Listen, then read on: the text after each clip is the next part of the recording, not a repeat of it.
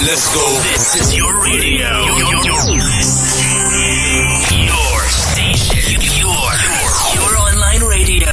The new online radio that makes you happy. On this radio, hotter than that thing.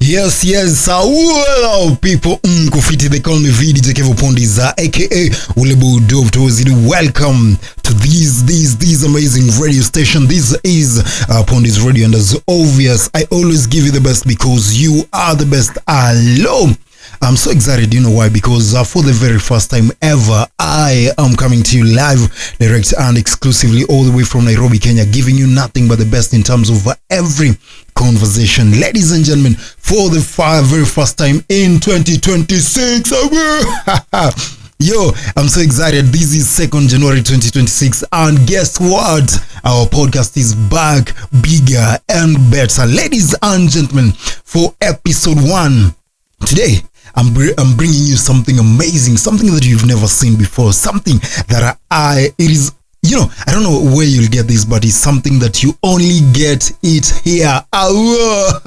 Yo, for any feedback, if you want to talk to me on any platform, go on TikTok at VDJKevo7.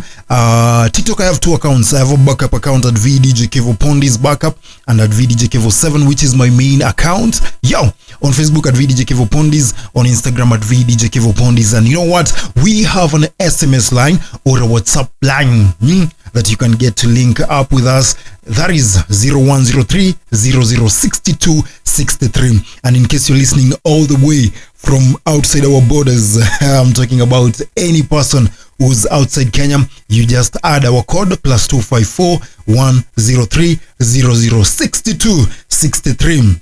To all our brothers from Tanzania, namba yetu ya SMS ama namba ya WhatsApp ni +254, that is our Kenyan code, 103006263 awom. Yo, nakwambia I'm so excited. You know why? Because for the very first time ever, ndani ya Pondi's Radio, ladies and gentlemen, we are introducing my first podcast this year. Ladies and gentlemen, give it up for Nothing But The Truth. And before tuanze, today the story is mine. This is where we get to have authentic Kenyan stories. Yo, these are the stories that you only get to hear about them only on this platform exclusively for the first time ever. Either way, before I give you my story, because I decided episode 1, it is me talking about my stories, you know, something that happened to me, you know.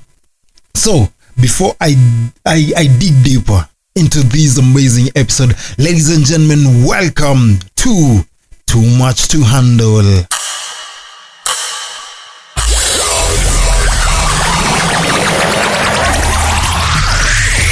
Welcome to Too Much to Handle. Too Much to Handle. Too Much to Handle. The Untold Kenyan Stories. Yes, Too Much to Handle is whereby we get to have authentic conversations, and this is where you get nothing but real, authentic, raw, unfiltered Kenyan stories for the very first time ever.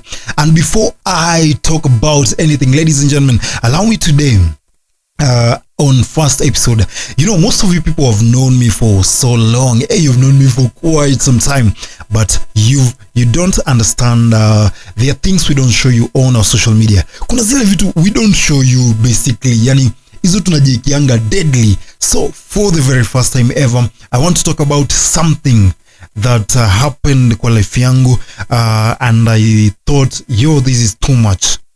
Umeipata kwa situation fulani and you just tell God, why did this thing have to happen? Ladies and gentlemen, Too Much to Handle, episode 1, the story of Calvin Lusigi, aka VDJ Kevo Pondi's, aka Ulebu Dove Tozidu, aka Ulebu Madhako alikuwa against. Yo, this is my story.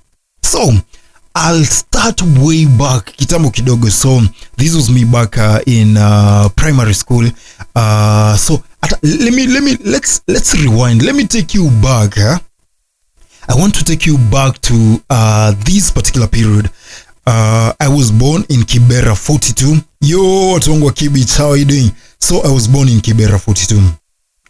This was in the 90s, and growing in a ghetto at that particular time, my mom was there doing manual labors. My dad was there doing again here and there jobs tu mbili tatu, so nikazaliwa pale Kibera, and we shifted from Kibera 42 somewhere when I was about maybe 5 or 4.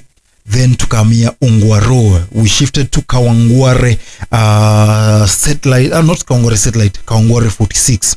So while we were there, and this is very I believe this is a part of my life that most of you don't know. So my dad and my mom used to fight a lot tukiwa watoi, and you know what that does to a kid.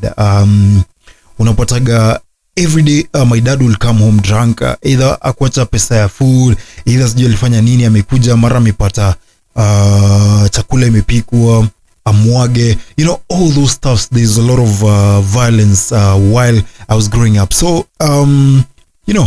dad was beating mom a lot tukiwa watoi, and to tell you the truth, tukiwa pale Ongwaro 46, any person who knows us or who knows me from that area will attest. Tumelala inje. Me and my siblings have slept outside not once, not twice, not thrice. Many. I can't even count the number of times that me and my siblings have slept outside. Either way, so ikafika mahali mother akaona hapana, this one is too much kabisa. So mother had to leave that marriage. So she leaves, she goes back to her mom, now our grandma. Our grandma was living somewhere in Nakuru County. This is a place, now it's called Njoro Sub-County. Yeah, but kitambo ilikuwa under Molo constituency. So Njoro area. So our shush was living there, doing a few things here and there, again, manual things. So we shifted to Shosho, and life wasn't that big. It wasn't that huge. So pale kidogo tumehustle ndio hiyo. Things are not happening saa zingine. I finished my nursery education nikiwa Nakuru, now Njoro pale. Nilienda Salvation Army Nursery School Njoro. Yeah.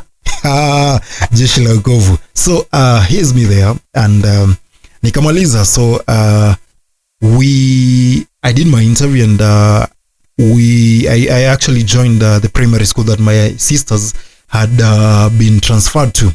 That is Ngongongeri Primary School, again in Njoro. Ini shule fulani tuko huko interior, wish ingekuwa visual mpata hii scenario. So ilikuwa huko interior, like nikisema interior nasema huko ndani. So I'm a very smart kid, academically. So I used to perform very well, because from class 1 to class 8 nikiangalia my report card, and it is there in the school. Ukiangalia number mimi nimeikuja mwisho ni number 3. My entire 8 years in that primary school, nikianguka sana number 3.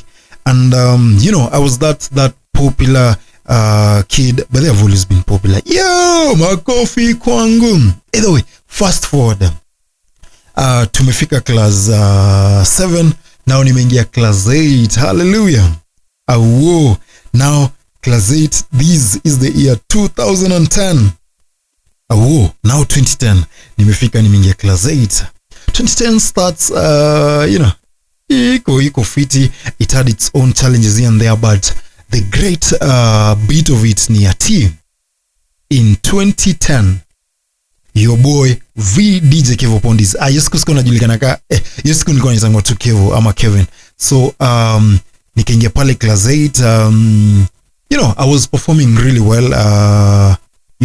High school and primary school nimekuwa na tucheo kadhaa. So pia class 8 I was an academic prefect, in charge of academics. You just deal with academics, how people are performing, all those stuffs. And so I was actually index 1 in that particular primary school, Ngongomiri Primary School. Year 2010 I was index 1.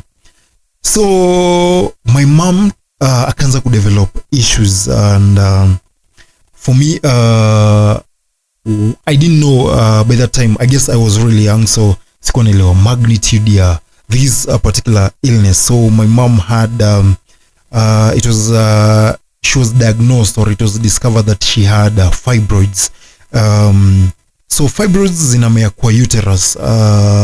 They grow there, and they're very actually there's you can go for surgery and have them removed. So my mom sought medical help. She went to Kijabe. Before she went to Kijabe hospital, alikuwa na attending easy, normal hospitals hapa kule, and she gets referred to Kijabe. Akaambiwa yeye aje go and get checked. So she goes to Kijabe hospital, akapita hizo tests, hizo x-rays, and it was discovered now she has fibroids, and they were actually they had grown, really grown. So boom, what next? Hosio kusema we actually tunakuweka under medication. Then on this particular day you need to come for treatment. Actually it was the first Saturday of November 2010. She was supposed to go to Kijabe to have the surgery and all that removed. So fast forward, that time imefika, tumekalia pale ma tuition, ma modules, ma jesma, all those mitiani pale Rema, and I was really performing well. So KCPE period now imefika.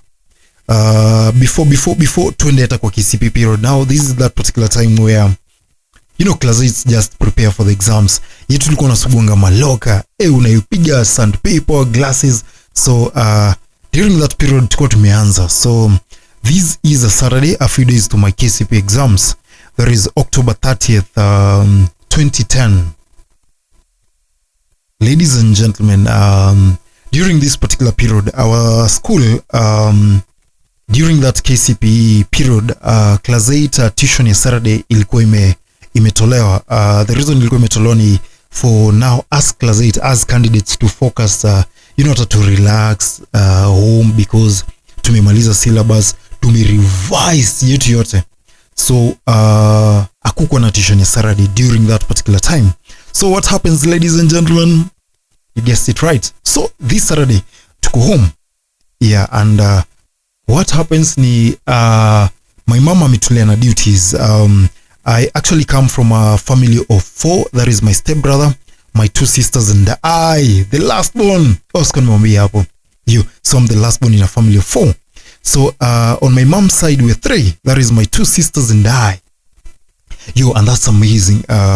So mamangu alikuwa ametulia na duties. Inamaanisha if today is your duty, you clean the house, you cook, you clean the utensils, general cleaning of that house, it's on you. Cooking from breakfast, lunch and supper, it's on you. So this particular Saturday, October 30th, 2010, ladies and gentlemen, it was my duty ya kufanya shughuli pale mtaa.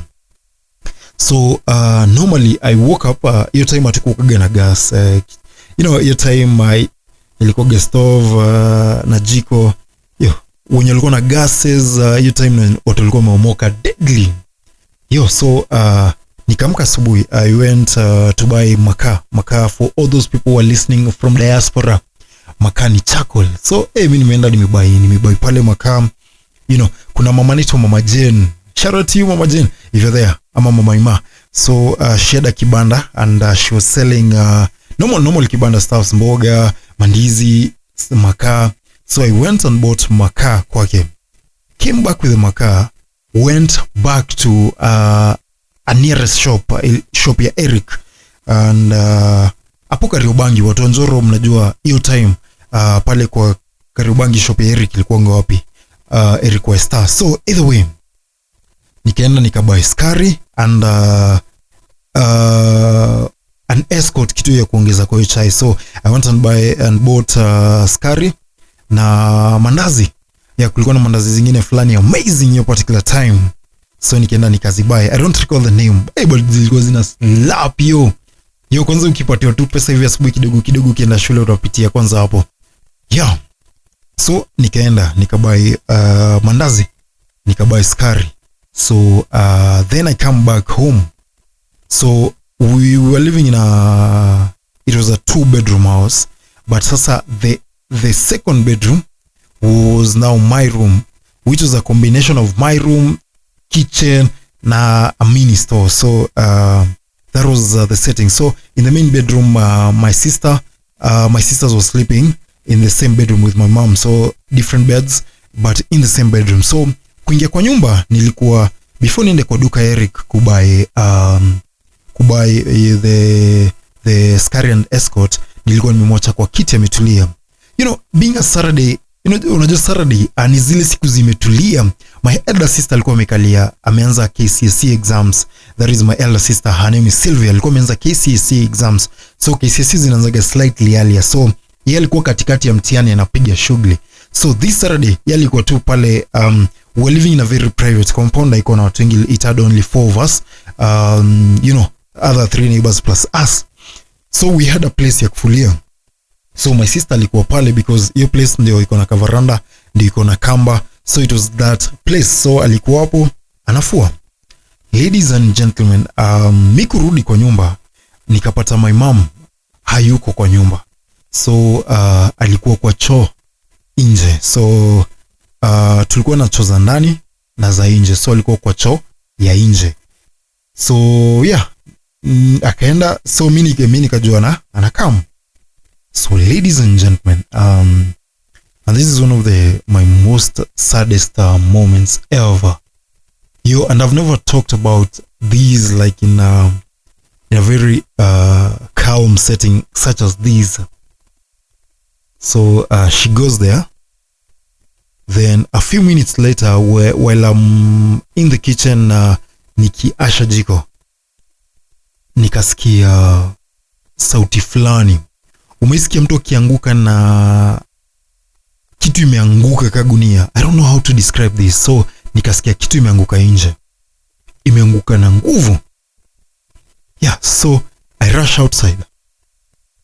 Ladies and gentlemen, I find my mom laying on the ground. She had collapsed.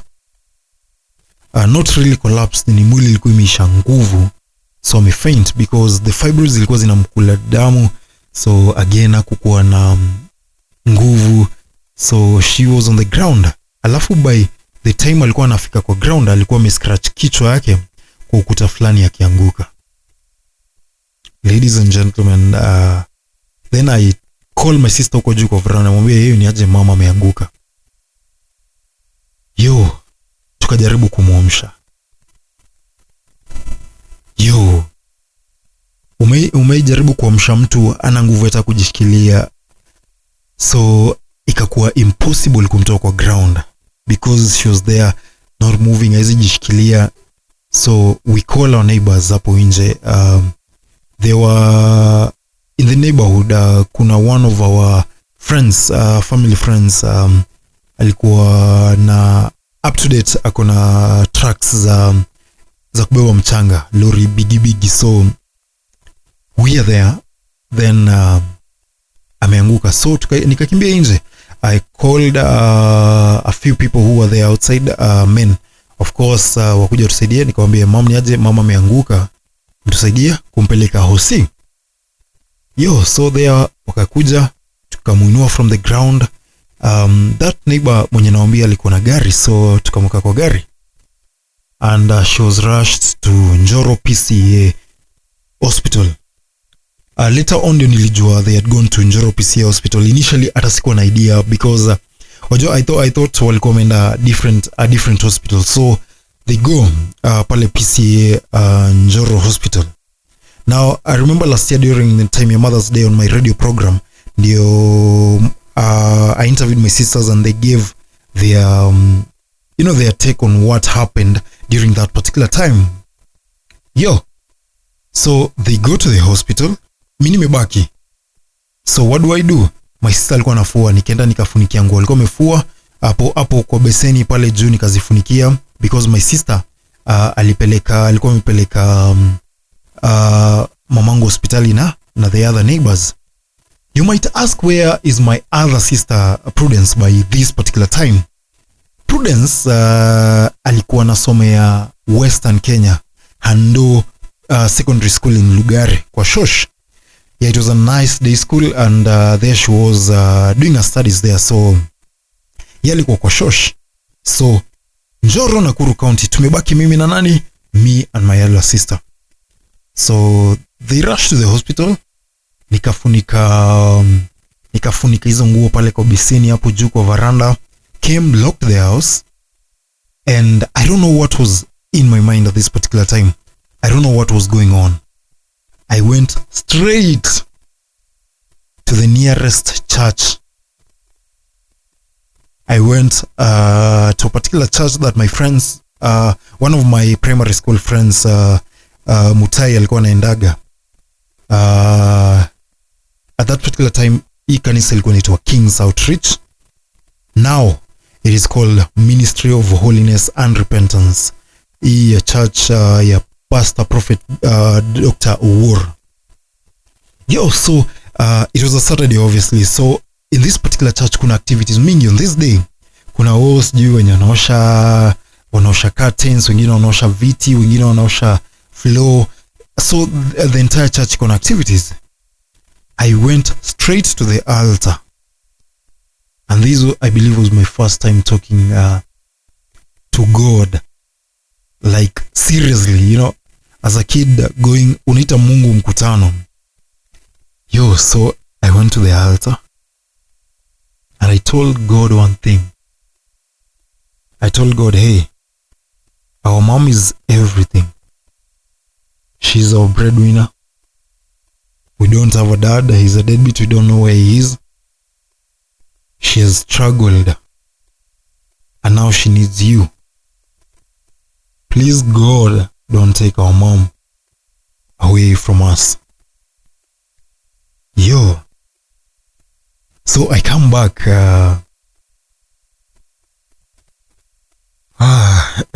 Sorry. I don't know why every time I remember, I'll try not to cry. Let me be a gangster today.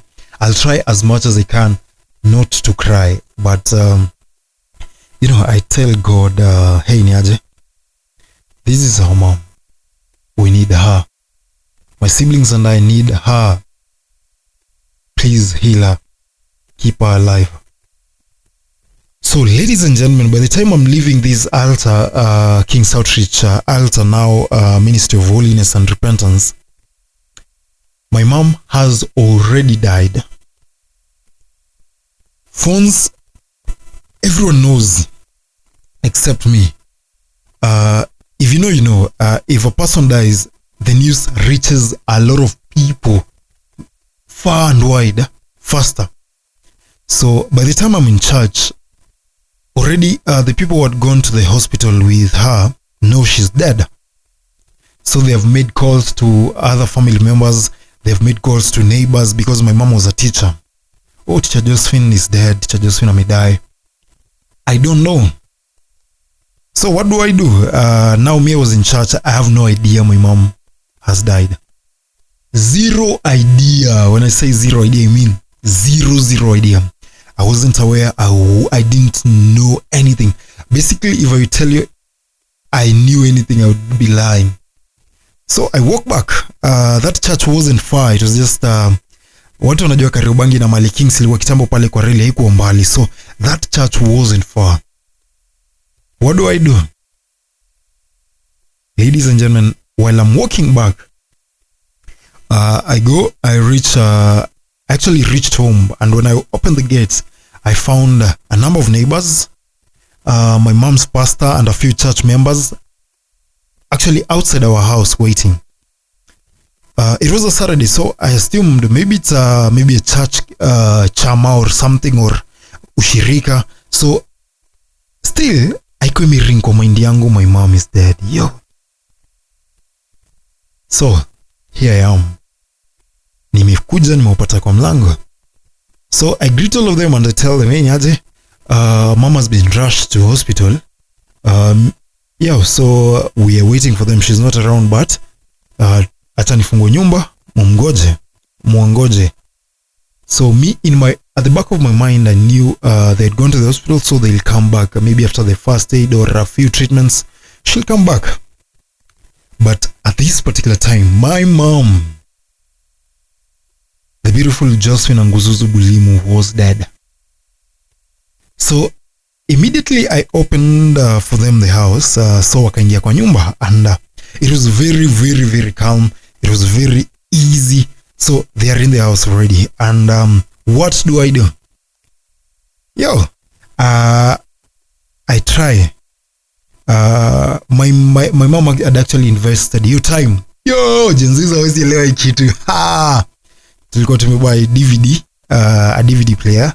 Tulikuwa na VCR kitambo ikaharibika. VCR ni kile kibigi kia video kilikuwa kinekangwa cassette.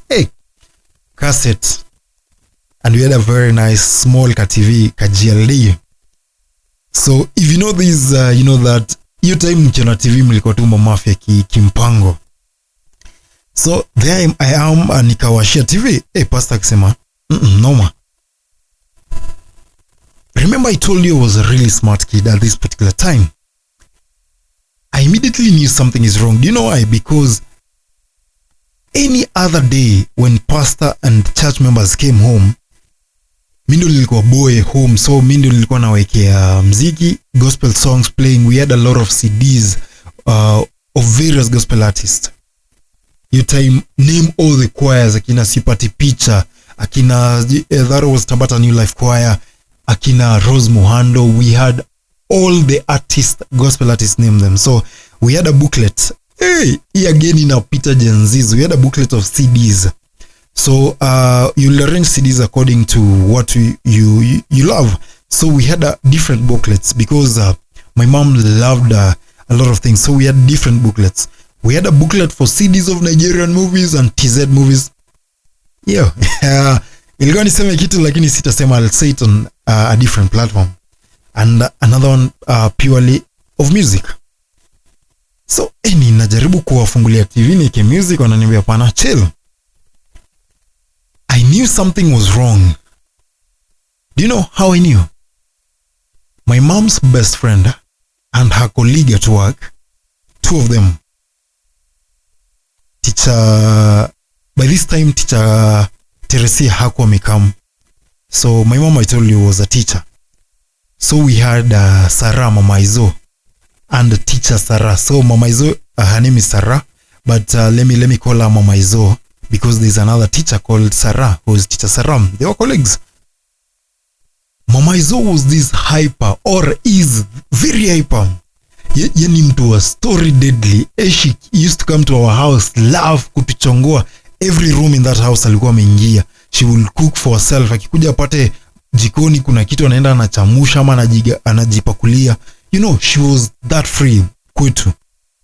So he day, she was there, seated somewhere. Our sitting room was a bit bigger, so it could accommodate maybe 20 plus. It was bigger. It wasn't that small. So she had sat in a particular corner, and I was looking at her. I noticed something is wrong because this particular day she wasn't talking.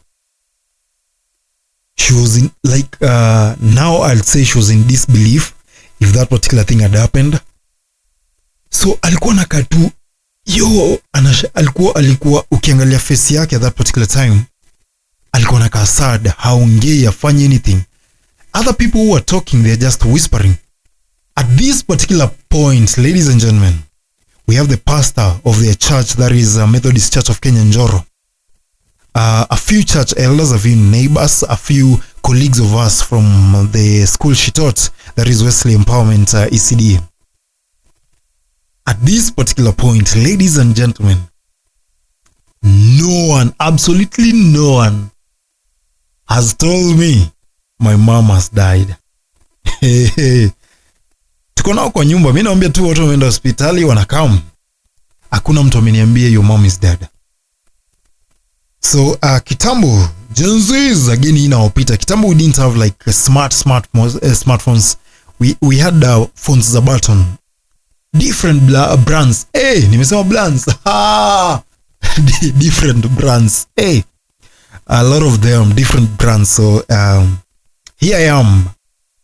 Now this was me. Here I am. Me, I had a Nokia 2600. My mom had a Nokia 2610. Initially nilikuwa na Nokia 1110. Then I performed well, nika upgrade to Nokia 2600.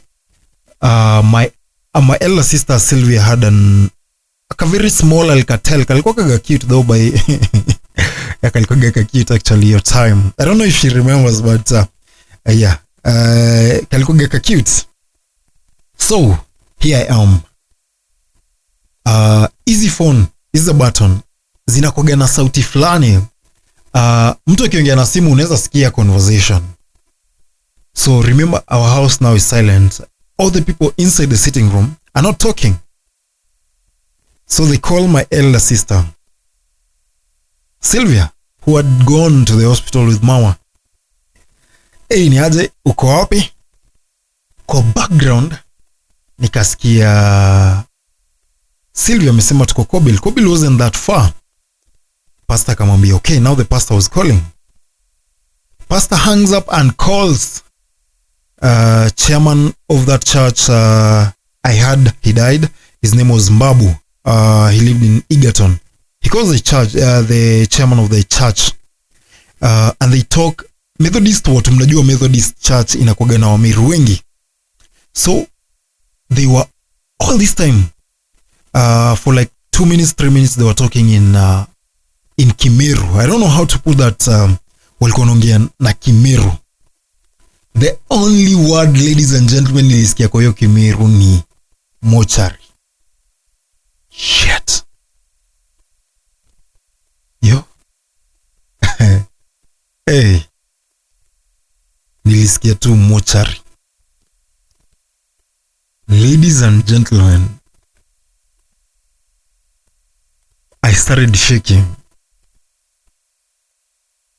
I felt like tumbo wangu ni kama inakatika. Sijui kama umesikia like ni kama umeshikwa na muscle pull kwa tumbo. But najiconvince sama naongea story nyingine. So I chill. Kobil si mbali. Now Kobil was a few minutes away. So my sister comes. Aliingia kwa gate yetu. We had a mabati gate.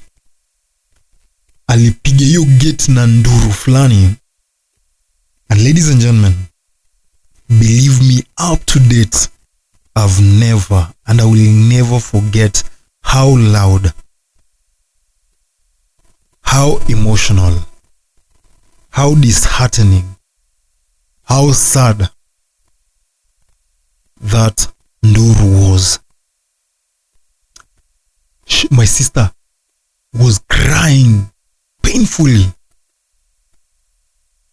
And I remember her telling me, now when I heard her screaming, I knew definitely our mom is gone.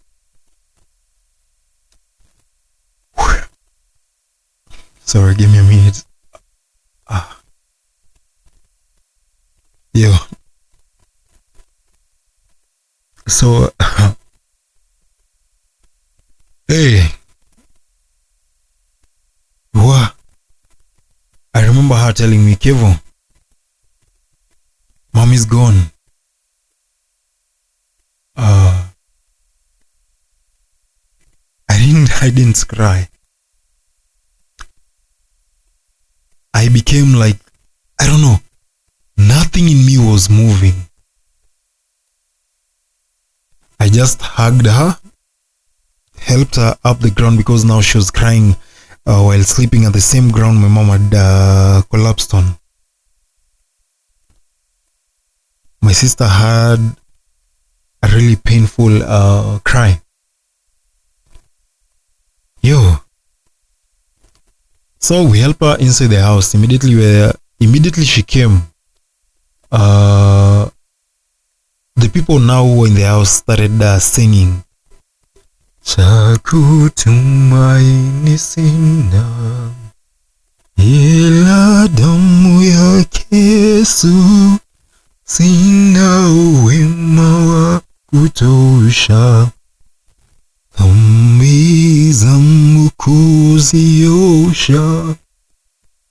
Kwake Yesu nasimama, niye mwambani salama, niye mwambani salama, niye mwambani salama, cha kutumaini sina ila damu yake Yesu.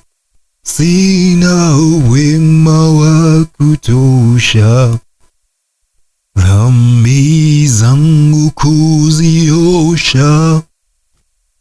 Yo, up to date, I really don't like those songs. They sang those songs, every sad song that you can imagine. There were prayers. That is what I remember.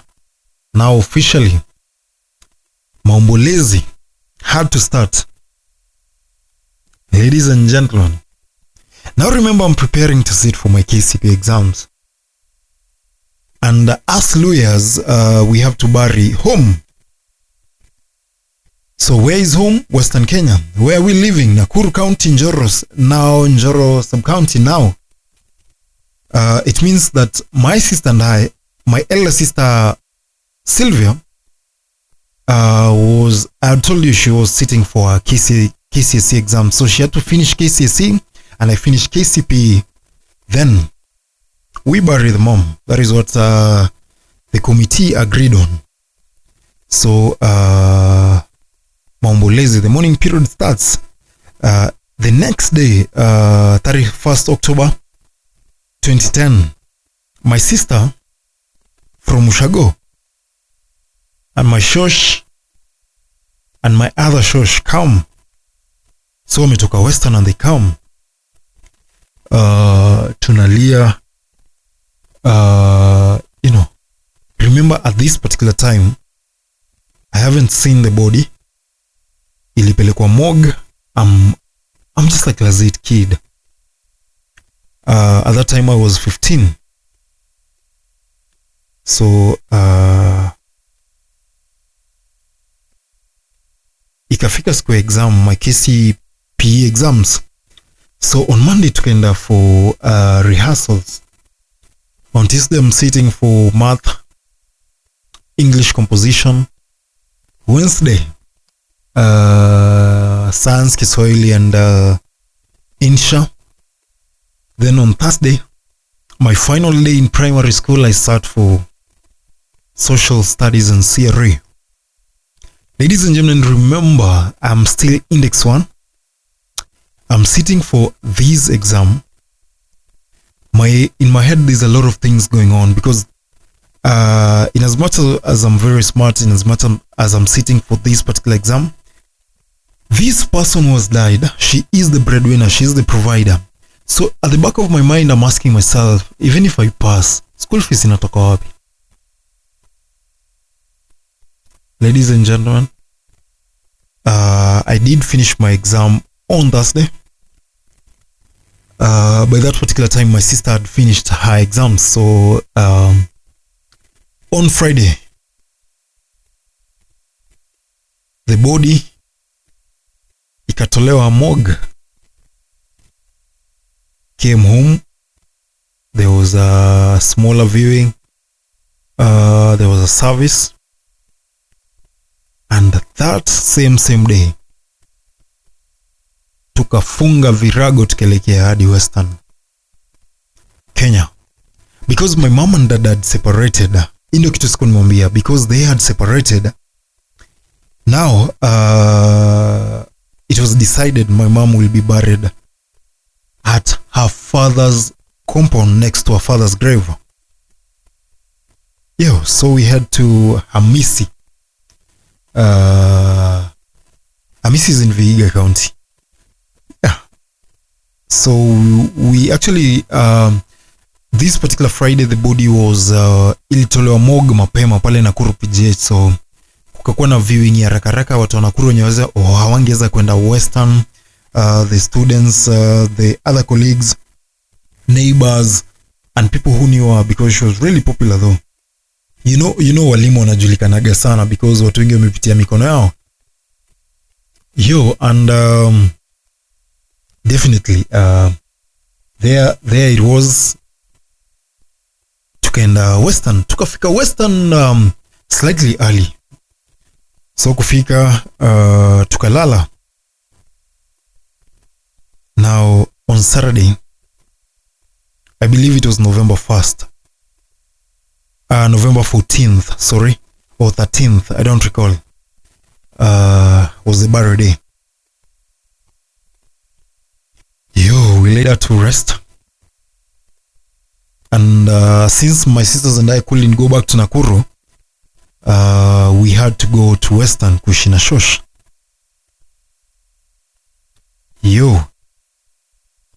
Ladies and gentlemen, there is a different story that I'll tell you another day. But results zikatoka. I had passed, nilikuwa na 336 and I was called to my dream school, Njoro Boys High School. Stress ndio hiyo, nani analipa fee, ikakaum. But Mungu ni nani? Mwalimu wangu alikuwa anafunza, that is Wesley Empowerment Center, walikuwa na mradi. So the mradi agreed itanilipia half the fee for the 4 years, then family jisort na half. And ladies and gentlemen, to fast forward the story, nikamaliza high school.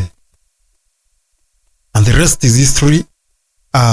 Iyo mnajua, but I'll tell you again, I'll tell you on a different because I've talked that on my previous episodes on other podcasts, but let me talk let me now say this here.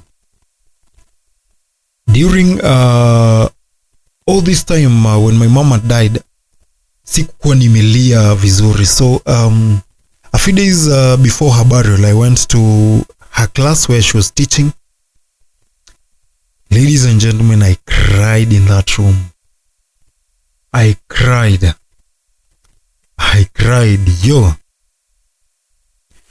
So to fast forward the story up to 2024, early 2024,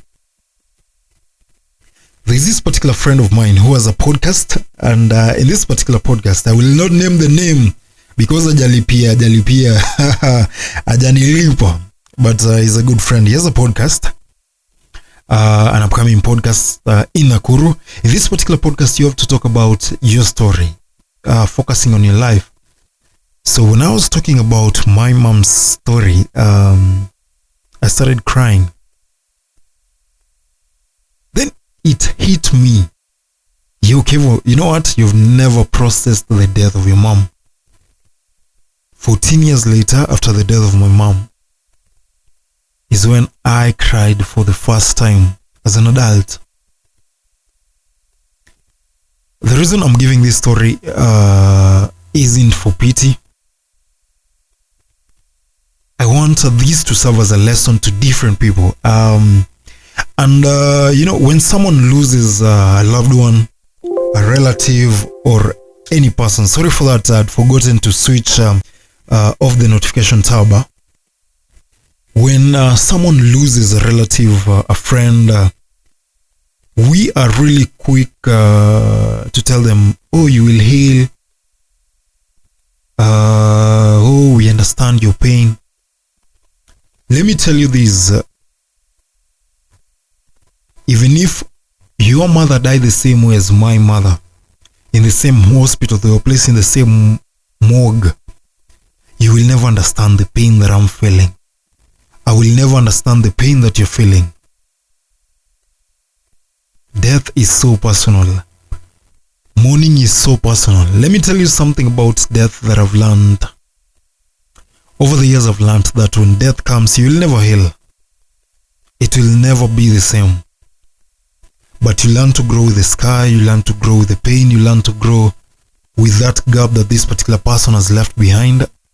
And life moves on, because after all, we can't, we can't bring them back.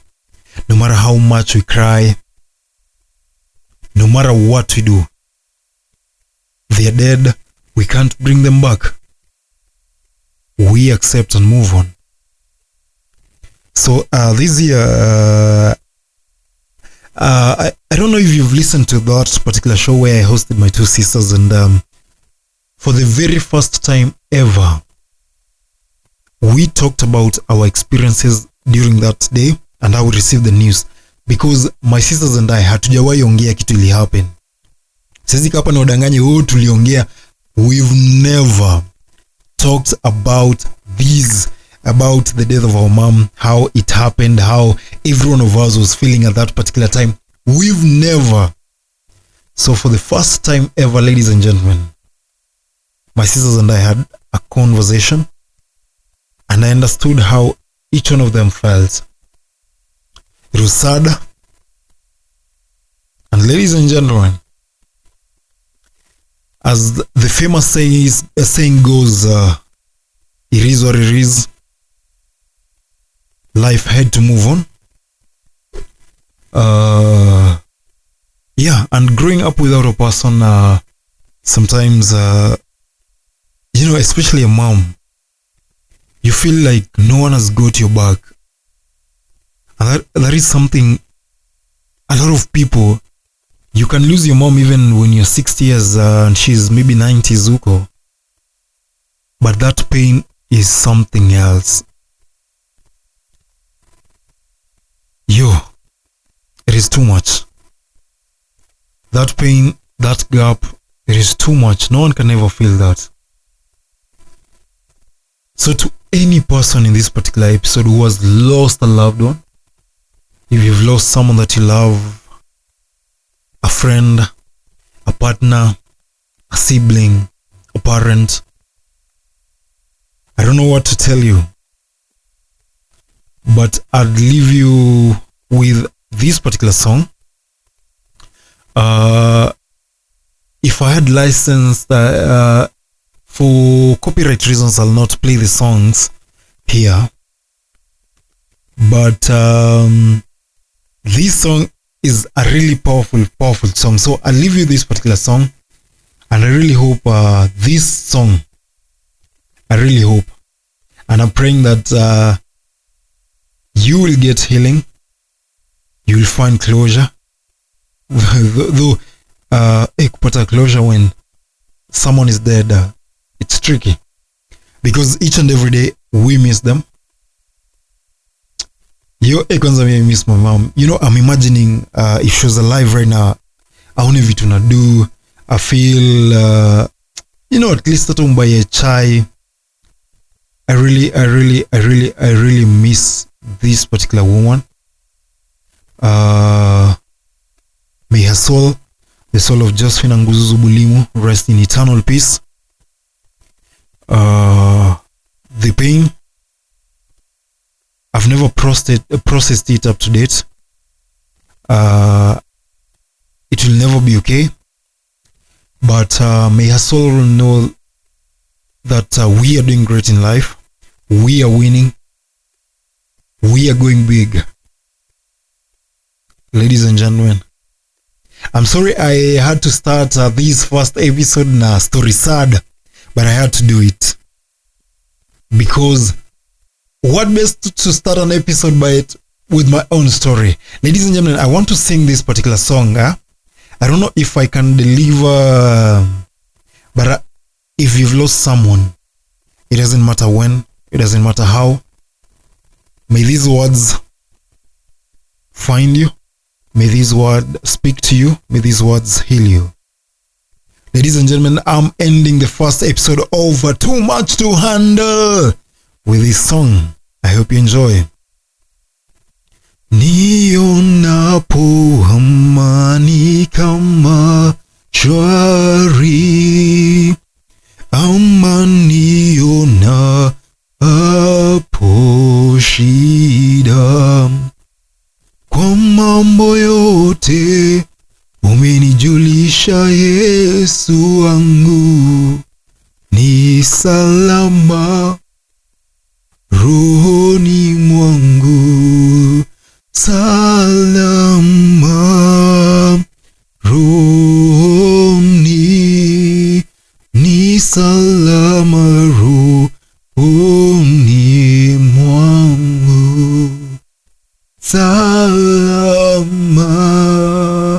rohoni, ni salama rohoni mwangu, ingawa shetani atanitesa, nitajipa moyo. Yo, ladies and gentlemen, ni salama rohoni mwangu. We are ending the first episode ever of Too Much to Handle with my story. This is the untold Kenyan stories, and the pain is real. You'll hear these stories for the first time ever here on Too Much to Handle. Each and every day, I'll be bringing you nothing but the best episodes, the best stories, and ladies and gentlemen, the best guests, the best vibes. Too much to handle. Our story as we celebrate our scars, as we heal, as we talk about our personal lives. May you get to learn something. You know, in as much as we want to tell you our stories, we want to educate you, we want to inform you, and we want to grow you to better individual. Ladies and gentlemen, ending the first episode of Too Much to Handle. It is 2nd January 2026. And ladies and gentlemen, guess what? This is...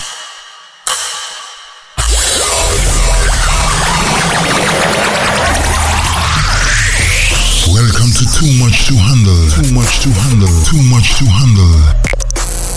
The untold Kenyan stories. Goodbye. See you when you see me. Whoa. Let's go. This is your radio. Your station. Your online radio. The new online radio that makes you happy. On this radio. Hotter than that thing.